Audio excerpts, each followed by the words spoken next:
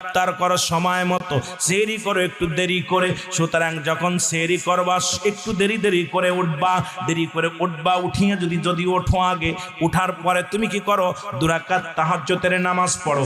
নামাজটা পড়িয়া ঠিক 3টার সময় মুসলমান সবে সাদেক যখন শুরু হয়ে যাওয়ার আগ পর্যন্ত ওই 3টার সময় দুনিয়া সৃষ্টি করেছে, 3টার সময় কুরআনুল কারীম নাজিল হয়েছে।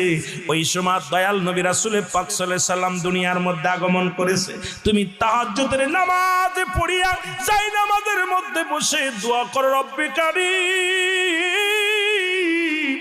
এ রব্বে কারীম, আমি বড় পাপী, আমি বড় গুনাহগার, আমার সংসারে অভাব, আমার ছেলে মেয়ে হয় না, আল্লাহ আমার বাল বাচ্চা বিপদে আছে, আল্লাহ অভাবে আছি, যে কোনো বিপদ থেকে রব্বে কারীমের কাছে পানা চাও, রব্বে কারীম দয়া করবে। জোরে জোরে চিল্লায় বলো মারহাবা।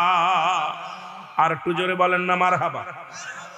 এ মুসলমান গভীর মনোযোগ, এ আমার ভাইয়েরা আমার, এই সময় ইফতারের 5 নাম্বার হলো